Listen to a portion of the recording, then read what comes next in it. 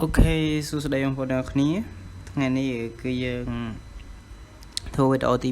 2ដែលទាក់ទងទៅនឹង page វីដេអូទី1គឺយើងបង្ហាញអំពីរបៀបនៃការបង្កើត page ហើយវីដេអូទី2នេះគឺយើងដាក់គេហៅថា auto message ឬក៏ add មួយទៀតគឺយើង add admin បញ្ចូលអូខេ editor បញ្ចូល page របស់យើងអូខេហ្នឹងហើយអញ្ចឹងគឺយើងចូលមកកាន់នៅFacebook របស់យើងមកហើយយើងចូលមកកាន់ page របស់យើងដែលយើងបង្កើតមកអូខេអញ្ចឹងគឺទី1យើងត្រូវចូលមកកាន់ page របស់យើងហើយយើងចូលមកកាន់ទី1យើងមកមើលកន្លែង post ណា post publishing tool នេះយើងមកមើលសិនតើ page យើង post ទៅវាមាន private ឬក៏ public នេះគេណាចឹងបើយើង public private ឯងយើងបើកវាទៅ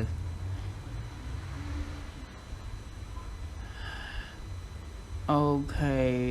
សេវាដៃយូ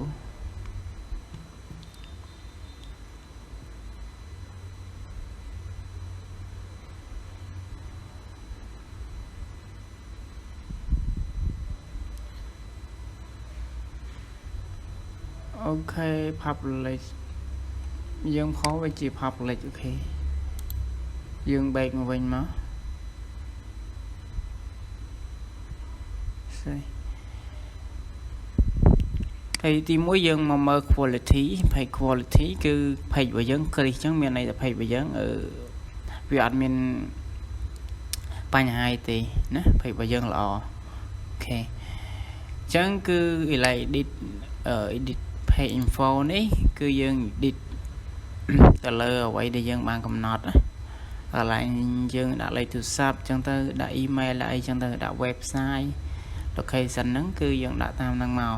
ដែលនៅវីដេអូហ្នឹងគឺខ្ញុំបានឲ្យបងប្អូននៅវីដេអូមុនហើយវគ្គ1អូខេឥឡូវយើងចូលមកកាន់ setting នេះដើម្បីដាក់ message page របស់យើងអូខេចូលមកដល់ហ្នឹងវាមានច្រើនវាមាន general បងប្អូនមកមើលទី1 page visit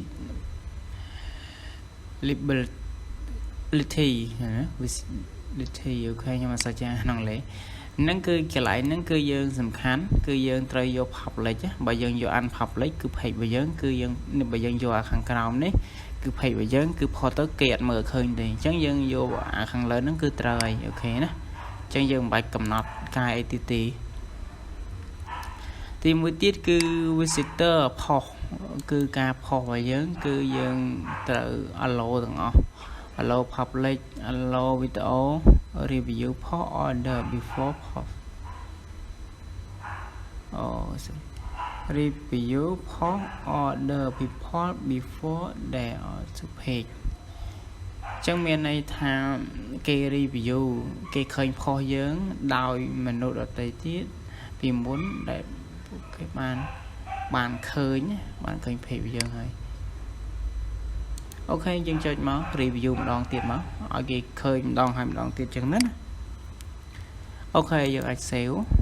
អាខាងក្រោម disable post មិនបាច់ទេអូខេ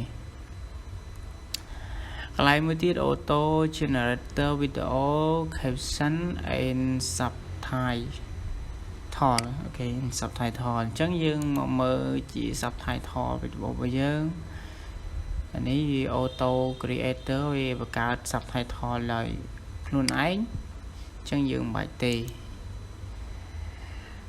អូខេកន្លែងនេះទៀតគឺ page post story share អូខេ and share អញ្ចឹងគេថា allow ទាំងអស់ណាគឺ allow យើងបើកចឹងទាំងអស់មក24មកអូខេយើងកុំបាច់ don't disable ទេអូខេបន្តមកទៀត message you can message យើងគ្រីសវាគ្រីសឲ្យយើងស្រាប់តែម្ដងអញ្ចឹងយើងវាអត់មានអីកែទៀតទេ you take it ចំណុចនេះគឺគេថា you taking ability people ថា allow order take photo video posting by page អញ្ចឹងមានន័យថាយើង allow ឲ្យគេ take រូបភាពឬក៏ take video ចូលមក page របស់យើងបានអញ្ចឹងយើងបាច់ទេកុំឲ្យគេ page ចូលញ៉ៃញ៉ៃ page របស់យើងអញ្ចឹងណាអូខេអញ្ចឹង order take change page អញ្ចឹងយើងគ្រាមក page របស់យើងអាច take ទៅគេបានទៅមនុស្សដទៃទៀតបានអូខេអញ្ចឹងយើងគ្រាឆ្លៃហ្នឹងទៅអូខេកន្លែង country restriction នេះគឺយើងមកមើលមក country restriction ហ្នឹងគឺយើងបញ្ចូលជាប្រទេសអូខេអញ្ចឹងគឺយើង you hit this page from review in country វាបានបិទ page របស់យើងដែលឃើញនៅក្នុងប្រទេសអូខេអញ្ចឹងគឺយើង allow show page review this country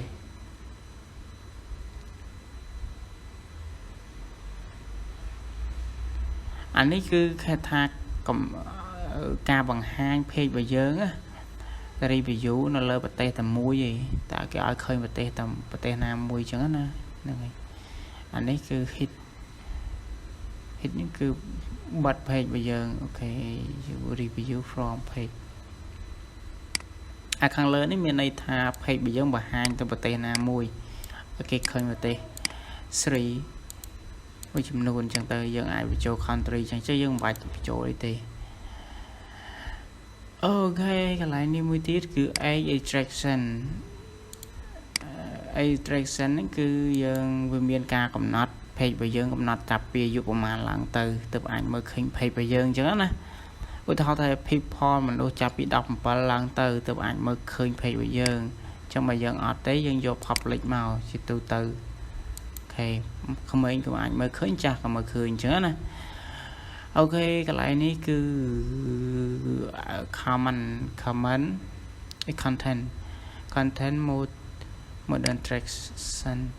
អូខេយើងមកចុចមកវាបានថា upload from CV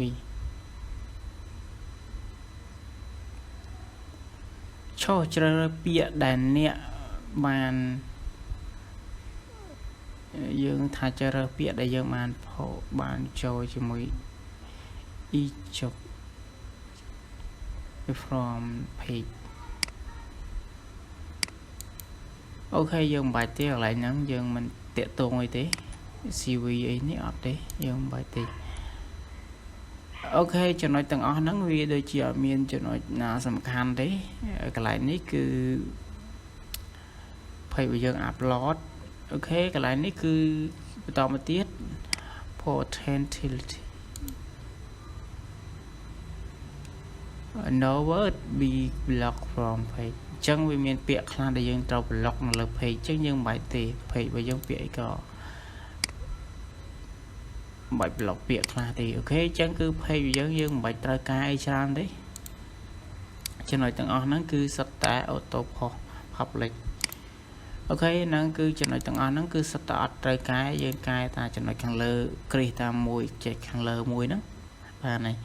កន្លែងនេះគឺការ download page អញ្ចឹងគឺយើងអាច download page របស់យើងទុកណាមិន download page យើងចុច download page មកវានឹង download ទិន្នន័យរបស់យើងទុកទាំងអស់អូខេណាទិន្នន័យរបស់យើងទុកទាំងអស់អូខេអញ្ចឹងគឺចំណុចខាងក្រោមនេះគឺយើង delete page គឺលុប page របស់យើងចោលអូខេអញ្ចឹងចំណុចទាំងអស់ហ្នឹងគឺយើងកែមានដូចខ្ញុំកែតែចំណុចខាងលើនេះមួយទេដែលយើងថែម Chris review page នេះអូខេអញ្ចឹងបន្តមកទៀតយើងចូល missing អូខេអញ្ចឹង message ហ្នឹងគឺសម្រាប់ដែលយើងគេឆាតដាក់មេដាយដាក់អីមក page របស់យើងគឺវា load ទៅគេតែម្ដងណាចឹងទី1យើងបើក generator setting គឺ on ត្រូវហើយបន្តមកទៀតគឺយើងបើកអានេះ starting message conversion អូខេយើងចុច on វាមកហើយបន្តមកយើងអាចចុច change យើង change អញ្ចឹងទៅវាបង្ហាញនេះចឹងយើងលុបទាំងពាក្យទាំងអស់ហ្នឹងចោលមកណាលុបពាក្យទាំងអស់ចោលអានេះគឺការបញ្ចូលឈ្មោះអញ្ចឹងយើងចង់បញ្ចូលឈ្មោះអីគេណាក៏បានដែរ full name address name ជានិយាយ full name ពេញ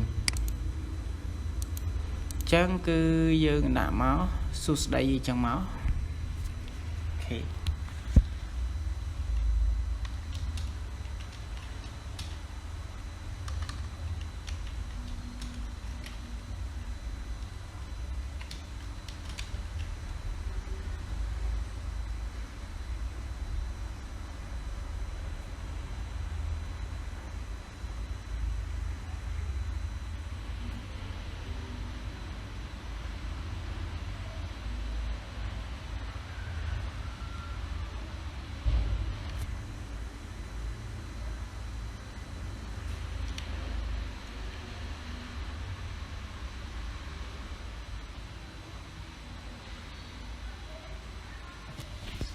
សួស្ដីបងចឹងមក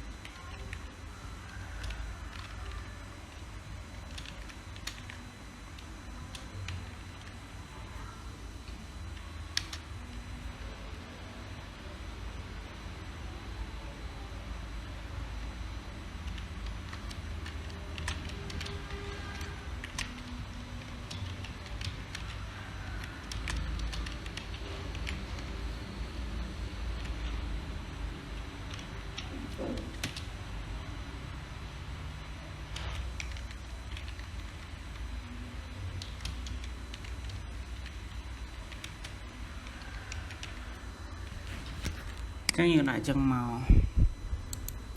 សាច់ចិត្តបងប្អូនដាក់ទេបងប្អូនចង់ដាក់មិនក៏បានដែរណាអញ្ចឹងយើងខ្ញុំដាក់ប៉ុណ្ណឹងអញ្ចឹងយើងចុច save មកគឺ page របស់យើងគាត់តែគេដាក់មេដាយទៅវានឹង load ពាក្យហ្នឹងទៅកាន់គេតែម្ដងណា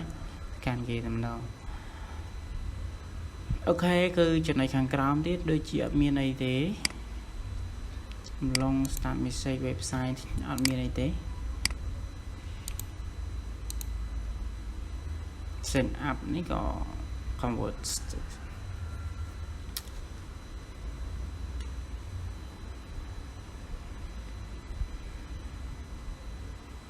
អូខេអានេះក៏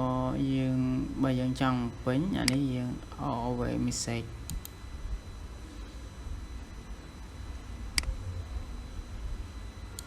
អានេះ instant reply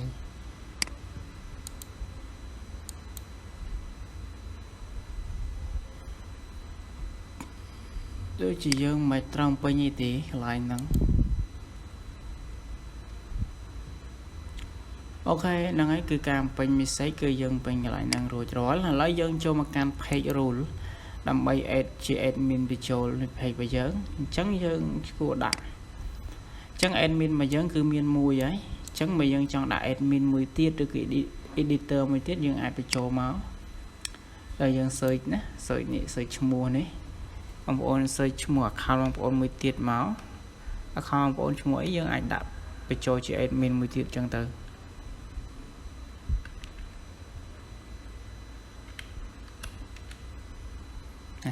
ចឹងខ្ញុំយកមក account មកខ្ញុំមួយទៀតបញ្ចូលជាឥឡូវយើងដាក់ជាអីគេណា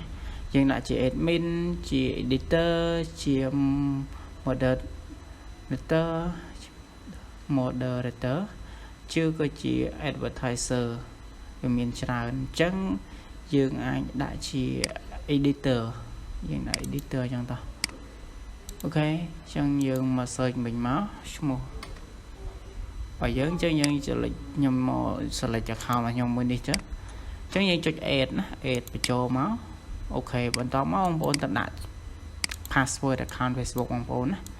ដាក់ password បញ្ចូលទៅអូខេ Facebook របស់ខ្ញុំគឺខ្ញុំបើជាអត់ចាំ password ដែរ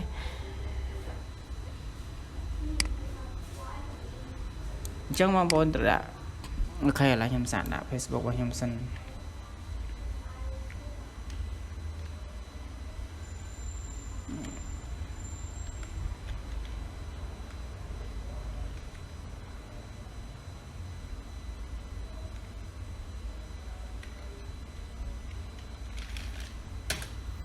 ហើយជាអត់ត្រូវទេបងប្អូនណាអត់ត្រូវទេ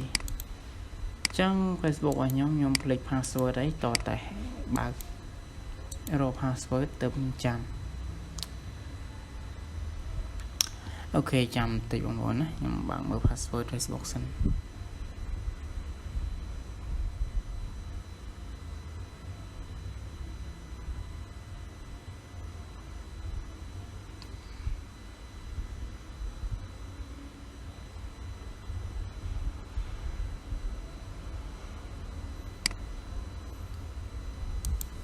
អូខេចឹងខ្ញុំដាក់ password មក